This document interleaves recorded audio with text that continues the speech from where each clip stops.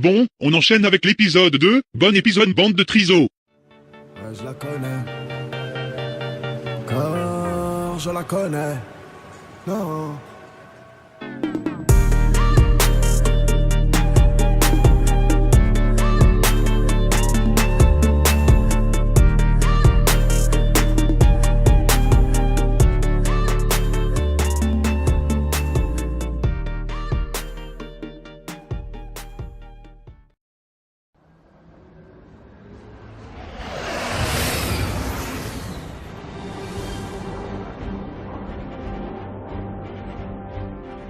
On vous a remis à chacun une partie de la carte de la zone située sous nos pieds. Votre mission est simple. Vous serez déployés individuellement. À vous de vous servir de votre pièce de puzzle afin de naviguer jusqu'au point d'extraction. La dernière recrue à rejoindre ce point sera abandonnée sur place. Et je vous préviens, ça fait une sacrée trotte à pied. 117, tu commences. Oui, monsieur. Sam, la rivière. J'ai compris. Passe le mot, discrètement. 117, en avant et au centre.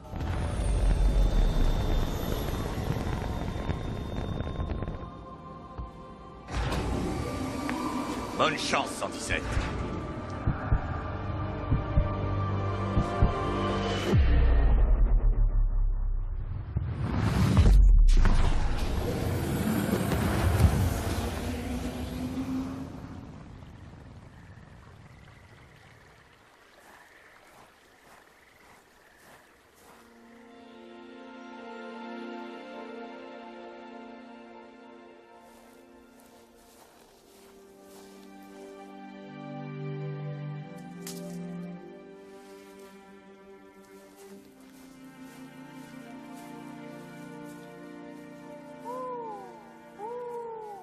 Tu imites très mal la chouette, Sam. Ah, je me suis pourtant entraînée. Ton imitation est très réussie. Je voulais juste que tu te montres.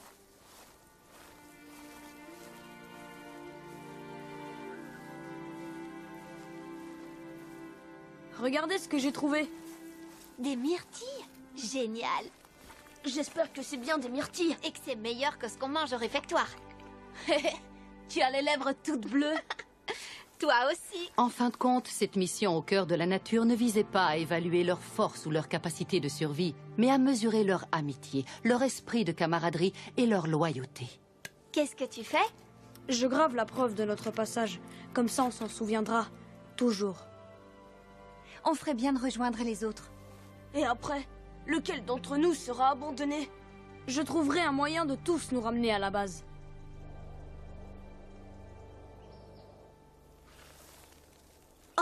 Certaines parties de la carte étaient bidons. Mais je suis sûre que le point d'extraction se trouve là. C'est presque à un jour de marche d'ici. Alors on ferait bien de se mettre en route.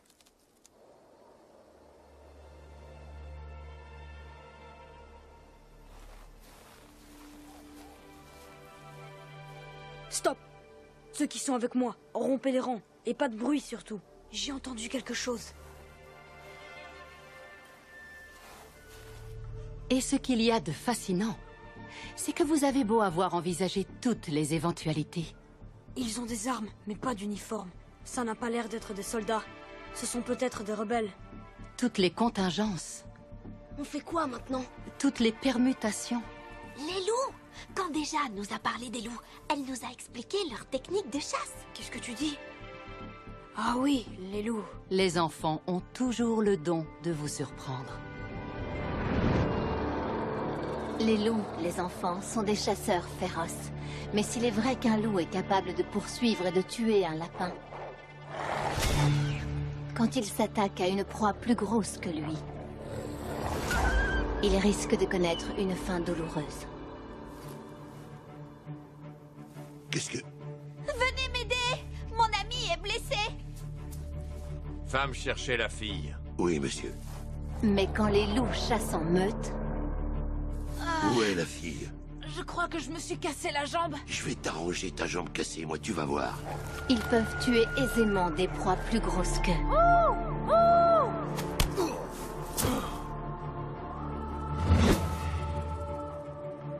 Qu'est-ce que tu fabriques, Vince? T'arrives pas à venir à bout d'une gamine?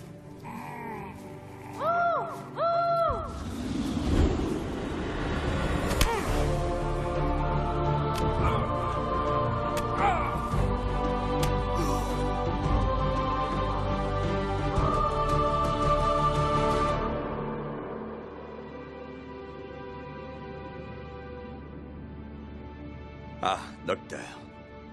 La recrue 117 m'expliquait pourquoi il avait attaqué et blessé des soldats du CSNU. Et pourquoi il a volé un matériel que j'avais confié à leur garde. Madame, c'était bien un vaisseau du CSNU, mais les soldats étaient hostiles et ne portaient pas d'uniforme. Tu as ramené le vaisseau? Pas tout à fait. J'ai activé le pilote automatique pour rejoindre la base, madame. Et tu as ramené tous tes camarades? D'après les ordres, le dernier arrivé devait être abandonné. Mais nous nous sommes serrés les coudes. Comme les Spartiates à Thermopyle. La vraie fin de l'histoire, recrue 117, c'est que les Spartiates furent trahis et massacrés. Et c'est leur sacrifice qui permit aux cités grecques de s'unifier. Mais nous avions davantage de choix. Pas les hommes sur qui vous avez lancé des cailloux. Non, monsieur. C'est juste. Alors, docteur, qu'allons-nous faire de cette recrue? Eh bien, Mendez, je vous suggère de le nommer chef d'escouade. Merci, monsieur. Quel est le plus haut grade que je pourrais atteindre? En tant que sous-officier, le plus haut grade que tu pourras atteindre, c'est premier maître de 2e classe recrue 117. Alors je l'atteindrai. Ce n'est pas exclu. Mais ta prochaine mission ne sera pas aussi facile. Et vous subirez des pertes, 117. Quelle est la mission, monsieur? Ta mission, John, c'est de rester en vie.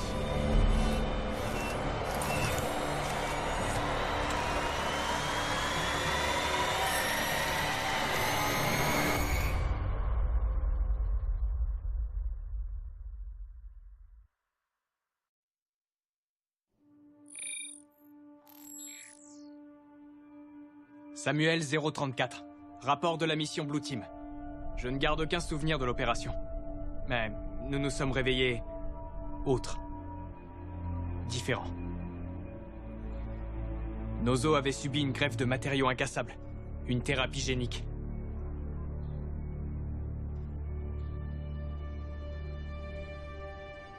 On augmenta notre densité musculaire et on renforça notre squelette. Au début, bien sûr, nous n'avions aucune idée de l'épreuve qui nous attendait.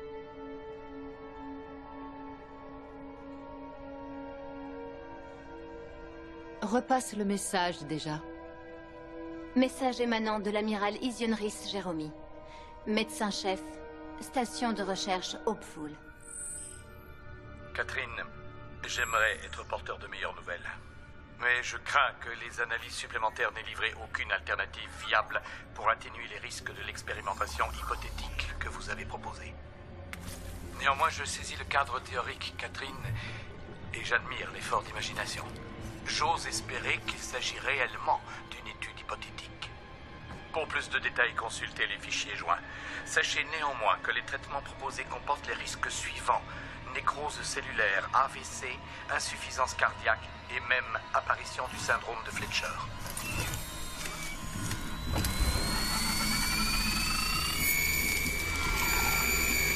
Vous avez proposé l'utilisation de cobayes, en l'occurrence de faire subir vos tests à des singes. Je serai direct.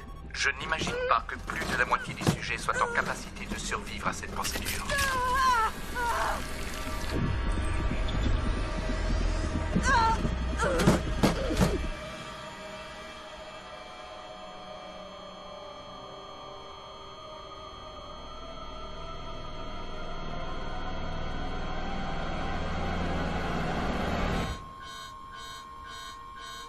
Je ne voudrais pas voir de malheureuses créatures éliminées dans le cadre d'un projet de la section 3, Dr. Halsey. Bien, je vous ai livré mon opinion. Bonne chance, Catherine. Docteur, l'augmentation a toujours été une étape nécessaire mais dangereuse selon les statistiques. Combien? Le SRN a promis des soldats et vous étiez la seule apte à conduire un tel projet. Combien sont décédés déjà? Nous avons enregistré 27 décès, soit 36% des candidats. Des enfants. 36% des enfants. Les sujets ne représentent que la moitié de l'équation, docteur. Le projet Mjolnir et la modélisation d'impression cognitive sont aussi cruciaux l'un que l'autre. Tu as raison. Docteur, C'est notre seule et unique option. Chaque jour, l'insurrection invente de nouveaux actes de terreur et enfonce plus encore l'humanité dans la boue. Notre civilisation est en équilibre sur le fil du rasoir, et les insurgés menacent de nous trancher la gorge. Si un seul de nos candidats survit et parvient à rétablir l'équilibre, l'histoire m'absoudra pour le bien de tous.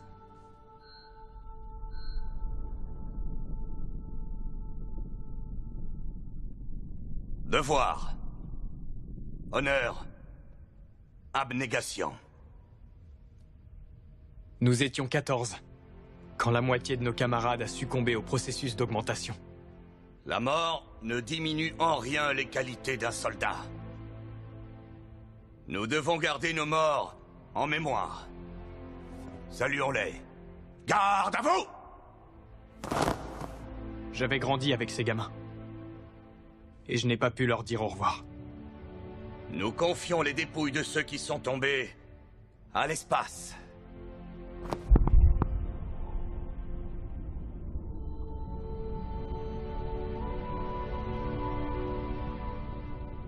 Leurs noms sont restés gravés dans ma mémoire.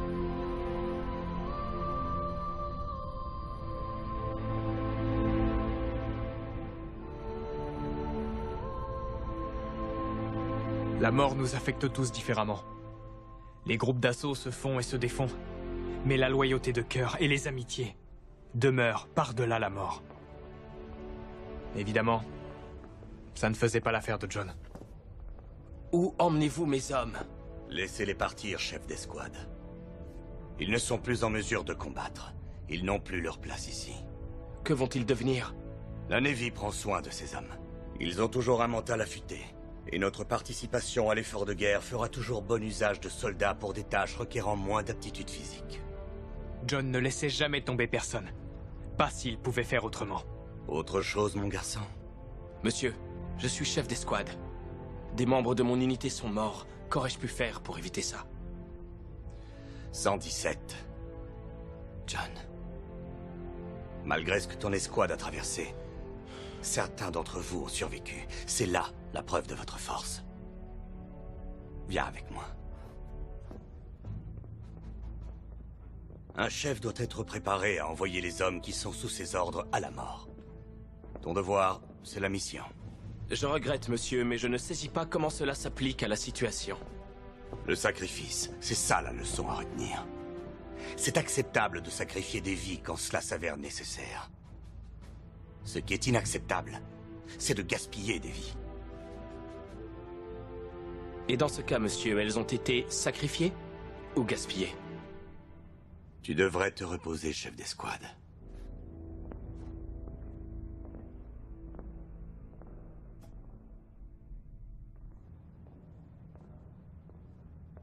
Qu'est-ce que t'as dit, Mendez? Ah, peu de choses. Laisse-moi deviner. Un truc à propos du devoir et de savoir encaisser? Son discours sonne faux. Comme ton cri de la chouette. C'est tout à fait lui de te dire ça. Je vais m'entraîner au stand de tir avec Kelly. Tu nous rejoins? Non, je préfère le gymnase.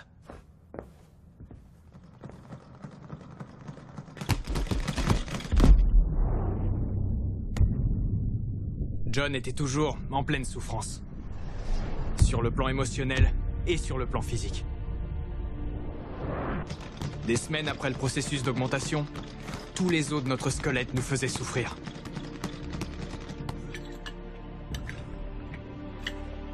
Nous avions des élancements dans les yeux, des saignements, des migraines, des évanouissements. Nous nous sentions pâteaux dans notre nouvelle peau. Selon le docteur Halsey, notre cerveau devait s'adapter à notre nouveau corps. Apprendre à se servir de cette force et de cette rapidité nouvelle. Mais c'était difficile. Et frustrant.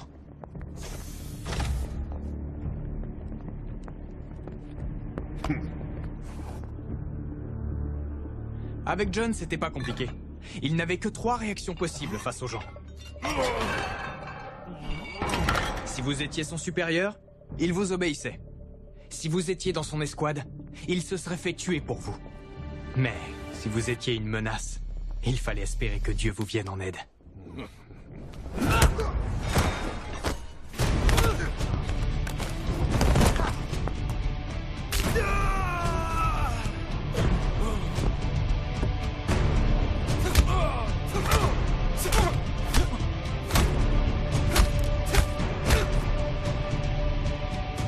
Rythme cardiaque stable, tension également, ça ne lui demande pratiquement aucun effort. Mais qu'est-ce qu'il fait? Il fait ce pourquoi nous l'avons conçu. Il gagne. Je vais y mettre un terme tout de suite. Je serais curieuse de connaître son taux d'adrénaline.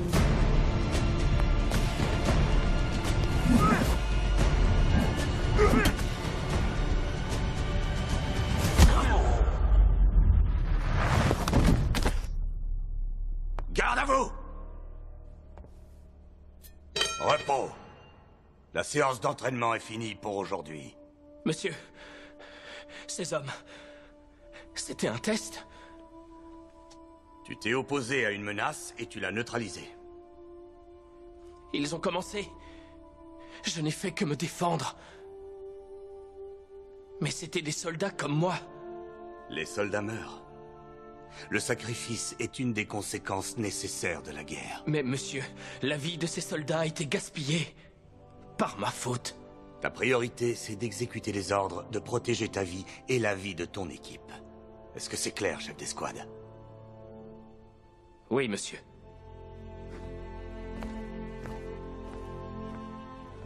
Nous avons appris ce qui s'était passé. Comme tout l'équipage du vaisseau. C'était un accident.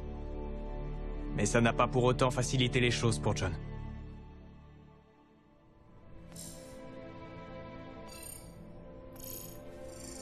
Veuillez m'excuser, docteur. Mais j'ai tenté de décoder une transmission en provenance de la planète Harvest. Et? Elle est fragmentée et incomplète, et a cessé de passer en boucle. Fais-moi voir ce que tu as.